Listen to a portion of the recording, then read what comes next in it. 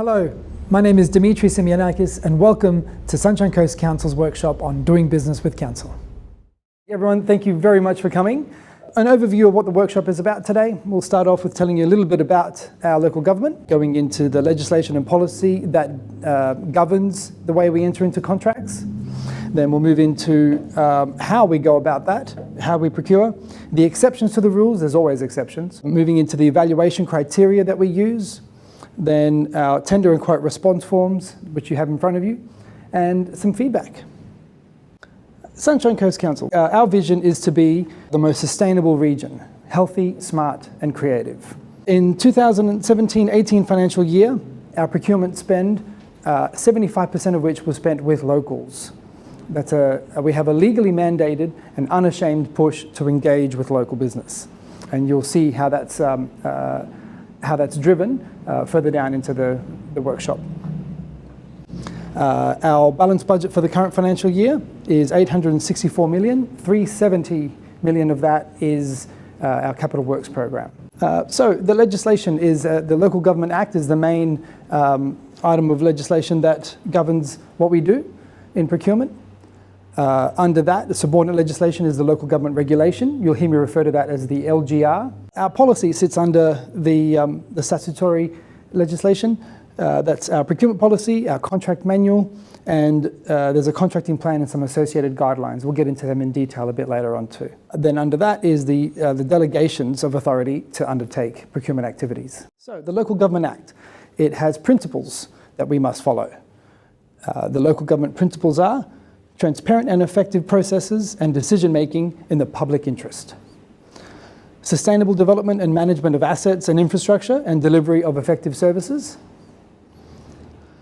Democratic representation, social inclusion and meaningful community engagement. Good governance of and by local government. And finally, ethical and legal behaviour of councillors and local government employees. Sitting under the local government principles are the sound contracting principles. Now you'll see some overlap between the two. The sound contracting principles, which must be taken into consideration every time we enter into a contract, are value for money. Now, value for money is the first one. It doesn't mean we have to give it greater consideration than any of the others. In state government, it does actually sit above the rest. In local government, it's one of the five. Next is open and effective competition. Development of competitive local business and industry. There it is. As I mentioned before, a legally mandated push for us to engage with our locals. Next is environmental protection, and finally ethical behaviour and fair dealing. The strategic contracting procedures. Now, the local government regulation, the LGR, has in it default contracting procedures. So it's basically a rule book that it outlines for local governments to follow, unless they wish to go down the path of drafting their own rule book that complies with the sound contracting principles. As of July 1, we switched over to the strategic contracting procedures to empower us to pursue better outcomes in contracting. Now, the procurement framework under the strategic contracting procedures includes our policy, the manual, a contracting plan, and these are the guidelines that sit under it as well. There's our local preference and procurement guideline, social benefit procurement guideline, Indigenous, Aboriginal and Torres Strait Islander procurement guideline, and innovation market-led proposals and unique procurement engagement guideline. That's a mouthful, and it's coming soon, that final one. It hasn't yet been drafted. So how do we procure? The rules that we've drafted allows for us to take a couple of different approaches. We can run a public tender or we can request quotes. A request for quote process referred to as an RFQ. So when we're undertaking a public tender, we'll advertise it via our tender alert service and also in Q tenders. Now Q tenders is run by the Department of Housing and Public Works. It's a state government tender box. So we'll use that not just to release and advertise our tenders, but it's also the tender box by which you will submit your submission. It's best to have separation between us and the tender box, we think, is in everyone's best interest. It's not even about the potential for wrongdoing, but even the perception of it that we wish to avoid. If we can't even be perceived to be doing the wrong thing, then that's even better. So we don't have access to that tender box. You submit your application to them, your tender to them. When the tender closes, we'll then, two officers must go in simultaneously to acknowledge that they're opening the tender box and download the submissions. Tenders must be open for a minimum of 14 days. Now, in the default contracting procedures, it's a minimum of 21 days for public tenders. We've dropped it to 14, not to say that we'll force you to do in 14 days what you ought to be permitted 21 days to do. If we always put ourselves in the shoes of our respondents, and if it's going to take at least 3 weeks to put together a response, then we'll allow 21 days. We might even allow 28 or more. But if it's a very straightforward response that's expected, then why keep it open for 21? So we've dropped the minimum to 14. The evaluation criteria are predetermined, you'll be pleased to know. The goalposts aren't placed after we've seen your submissions. That's very important. We go to market and the market responds with their offers. That's how the tender process works. Now, with a request for quote process, it's about us choosing capable businesses to ask quotes from. We assess the market and decide who it is that we're going to approach. We release it via Council's e-tendering portal. That too has a tender box that's secure. It's open for a reasonable time having regard to the contract. Now again, 14 days is the norm. However, if it's something that is very straightforward and you can respond to very quickly, again, why would we leave it open any longer than is necessary? The evaluation criteria is predetermined. We choose who we're going to invite quotes from and the market responds with their offers. So the thresholds that determine the process that's going to be followed. If the value of the contract is estimated to be up to $25,000, then we must seek a minimum of 1 quote. Now, those numbers on the right-hand side there, the 1, 3, and 5, I reiterate, they're minimums. There's nothing stopping me from getting 5 quotes for a $10,000 contract. In fact, if I'm going to follow the first sound contracting principle of value for money, how am I going to demonstrate value for money unless I've sought multiple quotes? So it's really, it can be done, it's just not as easy. So it's important to ensure that quotes are sought and the minimums aren't always followed. $25,000 to $250,000 value contract, at least 3 quotes must be sought, or we might decide to run a public tender. From between 250 and $1 million, that's a minimum of 5 quotes to be sought from capable businesses. $1 million above, it's a public tender. So again, from 250 up, I can still run a public tender if that's decided to be the best procurement route for that contract. So the tender or quote package that's released to market or to the respondents includes an invitation to tender. You've got a copy of that in front of you. A specification or the project brief for what's required. The terms and conditions of contract. When it comes to terms and conditions, we generally use the Australian standards, 2124 for construction, 4122 for consultancy. Goods and services, we've had bespoke terms and conditions drafted for us, but for the rest, we've stuck with the Australian standards. The market knows them, the market likes them, so rather than getting bespoke ones drafted for those as well, we've decided to stick with the Australian standards for the time being. And of course, the tender process terms is also included in that package. Now, the tender process terms is essentially the rule book for that process of the tender or request for quote process. Now, it's a rule book not just for you and how we're going to hold you to during that tender process, but it's for rules for you to hold us to during that process as well. We don't include them physically within the tender package. We prefer to put them by link. We find for some smaller businesses it can be a little bit overwhelming when the first document they see is this rule book right on the front.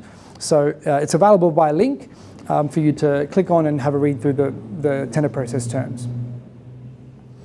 And finally, the tender or quote response form. Exceptions. Okay, so supplier arrangements, as we mentioned before. They can be established by a public tender or RFQ process. Now, usually under the default contracting procedures, a supplier arrangement can only be established via public tender. We've included the opportunity now that we've switched to strategic to create one via an RFQ process as well. It's yet to be done. I can't see it really being done too often. It'd be something for very low value engagements I would say, if we're going to conduct an RFQ rather than a public tender to create an arrangement. Now, we do that to identify and pre-qualify suppliers who have the technical, financial, and managerial capability to perform what it is that we're looking for. The respondents are evaluated against the predetermined criteria, and we may have a priced supply arrangement or a non-priced supply arrangement. That depends on the goods and services that we're setting it up for.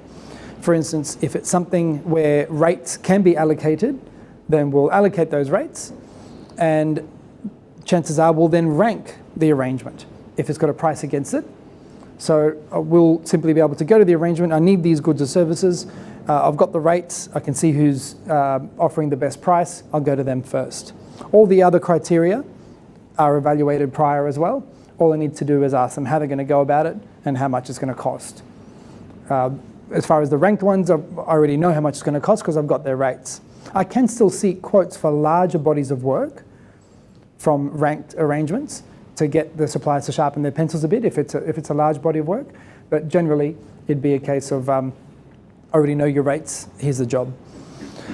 If it's not ranked, if it doesn't have prices against it, again, all the other criteria have been evaluated. I can still choose to reassess some of the criteria. If it's, say, a particularly risky project, I might want to reassess your health and safety credentials. But generally, if it's not a ranked arrangement, I'll be asking you how much and how you're going to do it, the methodology. We'll get into the rest of the criteria shortly.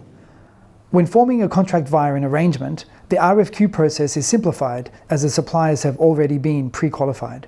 At the moment we have, I think it's 24 or 26 supply arrangements. We don't have supply arrangements for everything that council enters into contracts for.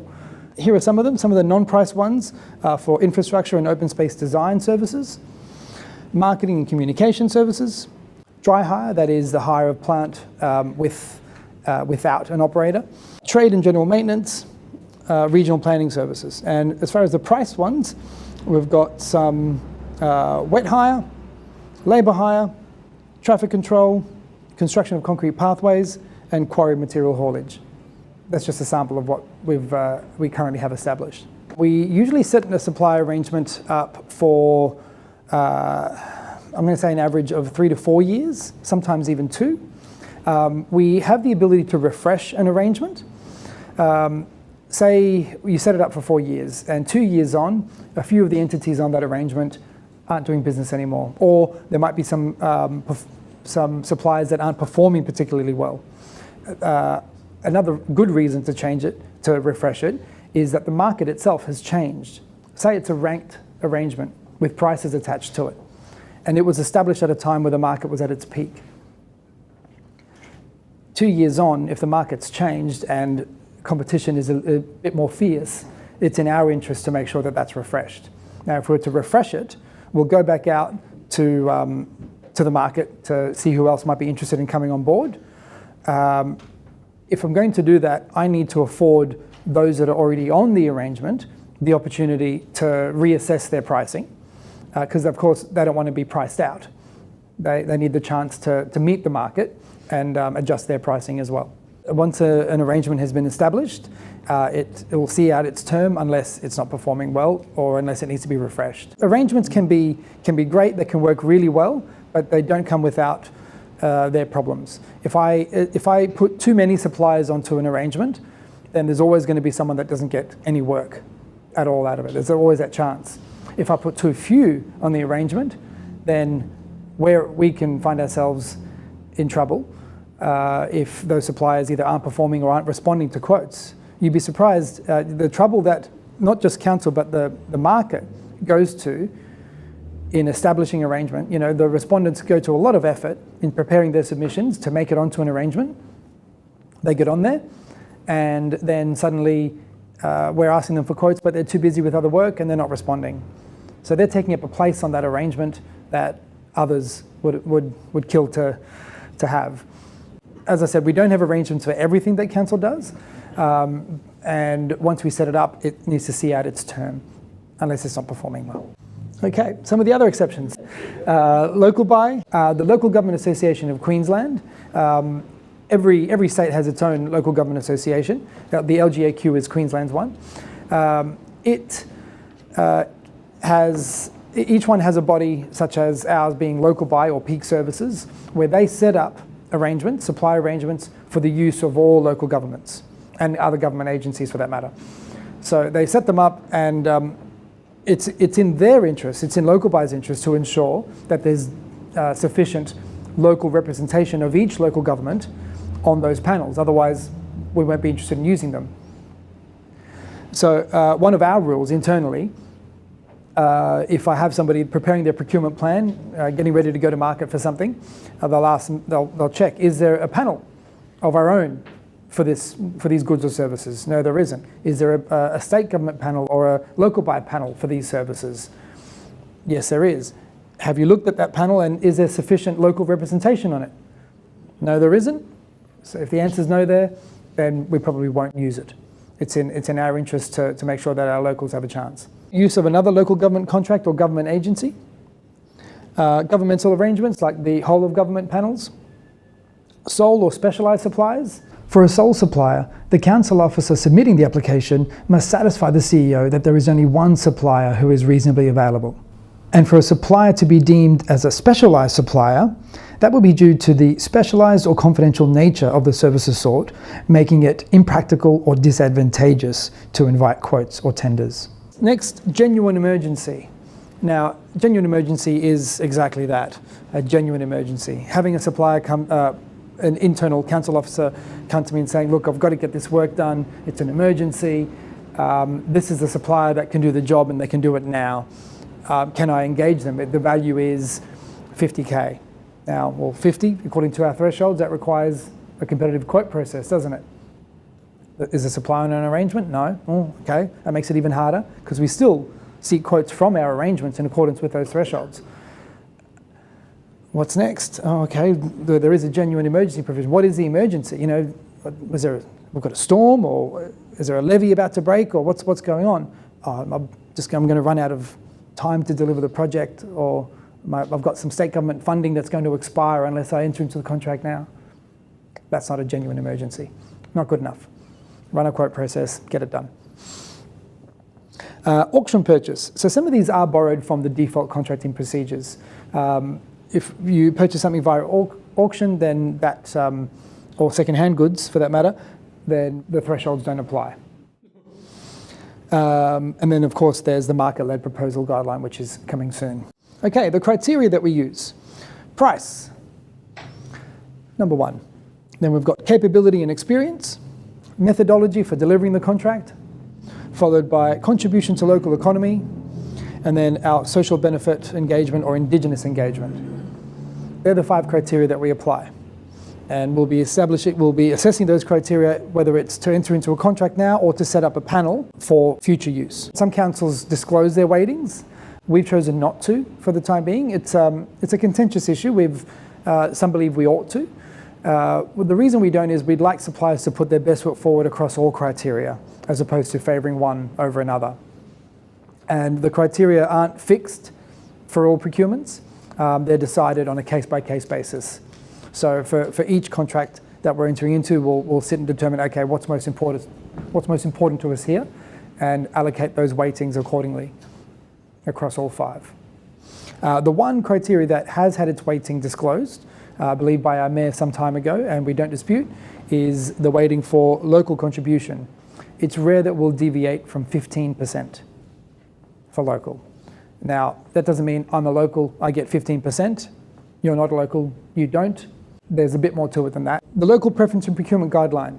The 15% weighting is allocated, except if it's a one quote process, then we'll only be approaching locals. It's rare that the business area wishing to enter into the contract must come up with a very good reason for us to approach a non-local for something that's valued under 25. There are provisions within the local preference and procurement guideline to deem a supplier local, even if they're not local.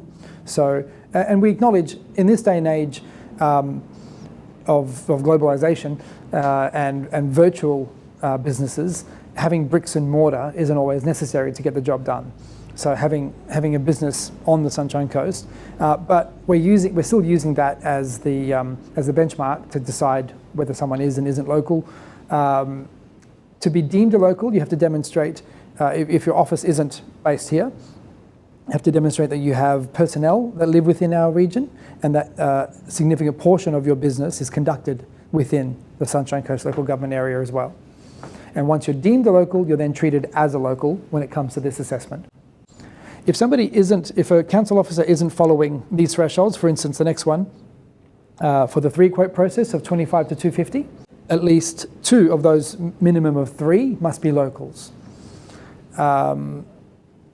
For the 250 to $1 million, again, at least 2 must be local, with that 15% weighting allocated to assess their submission on what their contribution to the local community and economy is. If someone wishes to enter into a contract with a non-local or can't, for whatever reason, that's not in accordance with these guidelines, then they must, it's not about seeking permission to, they don't seek permission, they just have to demonstrate why. They have to provide a good reason why they're not going to follow this local preference and procurement guideline. That gets forwarded to the manager of business development and also to the CEO. And they'll be talking with our economic development team because we've now identified a gap within the market on the Sunshine Coast.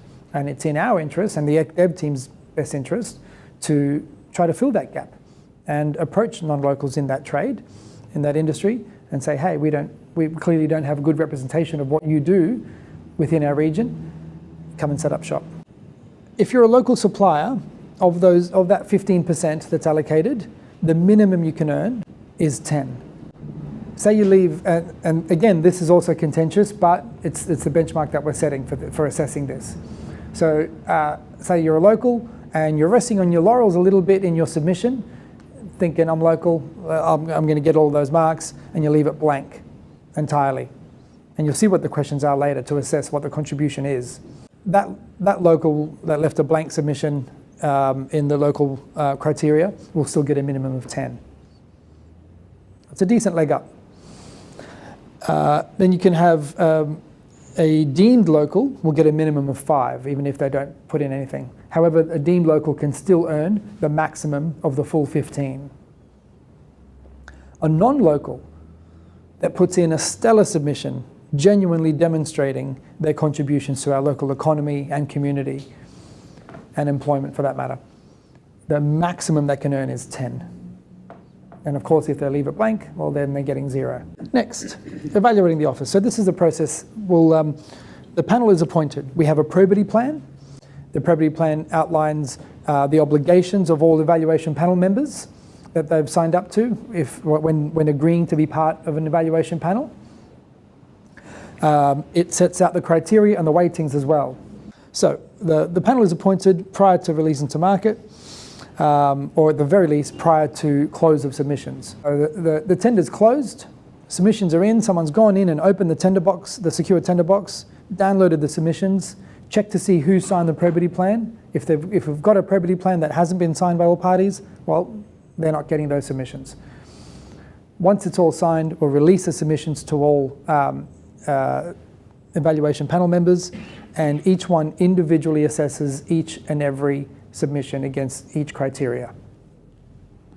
You put a lot of effort into putting that bid together. The least we can do is give you the due effort in reviewing those submissions. We might shortlist and conduct interviews. We don't have to, but it might be in our best interest to do so if there's some clarifications required. The panel meets to moderate the scores. They'll book a meeting room, not unlike this one, get together and say, okay, for ABC Proprietary Limited, under capability and experience, I gave them a score of 80 and these are my reasons why. And someone else might pipe up and say, well, I've been working with them for a while and I think they're a really solid performer, I've given them 95. And someone else will say, well, actually I had a really bad experience with their site supervisor once and that's really, and that's who they've nominated for this job as well, I've given them 60. And so they'll nut it out, they'll work through and come together with a moderated score for that criteria of that submission, and then move on to the next criteria of that submission until it's all been done of every single submission. So if the tender's closed and 2-3 weeks later you still haven't heard, what the answer is? Now you know why. A fair bit of time goes into these evaluations. To set up a panel, it's not uncommon for us to have 80 submissions. It's a fair bit of work to get through. The panel comes to a decision as to which offer is the most advantageous to council. The most advantageous offer may not be the lowest priced. It's not uncommon for us to accept an offer that wasn't the cheapest. Remember, price is only one of the 5 criteria we evaluate to determine the most advantageous offer to council. We recommend that offer for award and the contract is awarded. Okay, the tender or quote response form. This is where it's won or lost. Your job is to go through the submission, go through the specification, and the project brief, and tell us how it is that you're going to deliver that job, and tell us why you're the best one to deliver it. And it's all done in that response form. Don't leave anything blank. If you leave it blank, well, you can pretty much guarantee what the mark's going to be, unless it's that local criteria we talked about. Answer the scheduled questions, respond to the criteria. We ask you to please be succinct, clear, and precise. We put ourselves in your shoes regularly when making decisions on what we're asking for and how we're going to get the job done. Put yourself in our shoes when it comes to reviewing these submissions. If you're throwing in superfluous material that doesn't clearly and directly respond and positively contribute to that criteria, then it's a waste of time. And if I've got to look for a needle in a haystack to give you some points, and I've got 80 other submissions to get through, then the one that's clearly demonstrated where that needle lies is going to get the points. Feedback. If you'd like it, we can provide it. Again, we do ask for your patience. We do make it clear to our council officers that providing feedback isn't a superfluous task to their job. They've got the project that you bid for and perhaps weren't successful for isn't the only job that they're running. They've got many others on the go as well. But providing feedback to those unsuccessful is in our best interest as much as it is in your best interest, because we want to make sure that the market for those industries is strong. So if we're not giving you feedback on how to better improve your submissions, then we're not strengthening the market. So I do, however, ask you to be patient when it comes to waiting for that feedback to come. It'll be written feedback. We have a template form. The procurement specialist and the contract administrator will go through your submission against that criteria and tell you how you went against each criteria. We can give you feedback on your submission. We're not giving you feedback on your competitors' submission or how you were placed against them. I'm sure you wouldn't be very pleased if we were telling your competitors about your submission. So please don't ask us to give you information about your competitors' submissions. Opportunities. So as I mentioned previously, the Sunshine Coast Council Tender Alert Service. There's a link there. If you don't want to copy that down, you can always just Google Sunshine Coast Council Tender Alerts and you'll get a copy of that link. Sunshine Coast Business Gateway. So there's the ICN Business Gateway. We've had our own business gateway set up, and that's an opportunity for the principal contractors of larger projects to put their job up, and for subcontractors to see what that is and engage with them. It's not uncommon, actually. Another opportunity I'll mention now, I think it's a good time to mention. Say you're in the business of providing goods and services that you know we require, and you see a tender come up, and you know that your goods and services would be required in that project. However, you're not in a position to deliver that project as a whole. You're not going to put in a bid as a principal contractor. Sometimes it's not uncommon for us to receive a bid just for that little portion of work that that particular supplier wants to do for the larger project. That's a non-conforming bid. I can't do anything with that.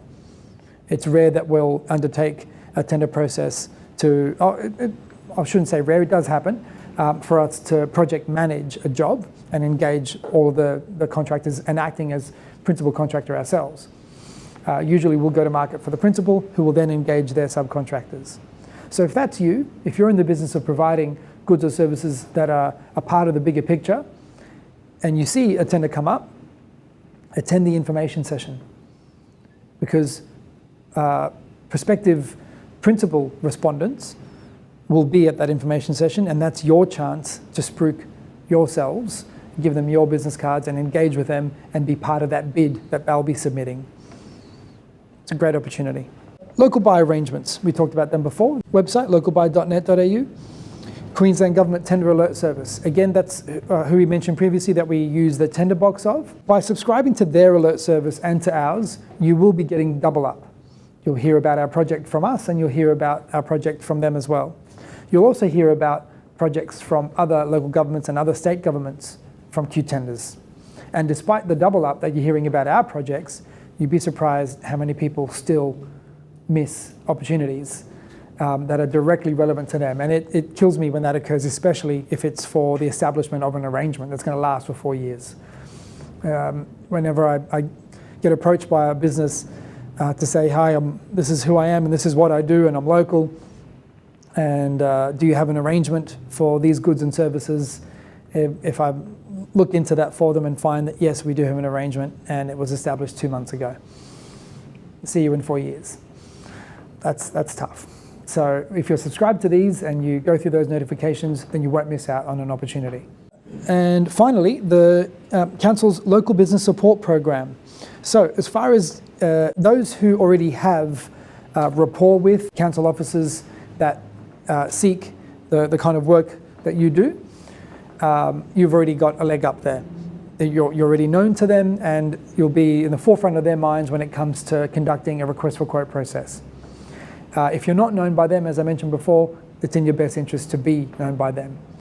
The best way to do so is by contacting business development at sunshinecoast.queensland.gov.au, and one of our business development facilitators will work with you. And putting you in touch with the right business areas isn't all they do. They do a hell of a lot more than that into making sure that you are business ready to do work with us.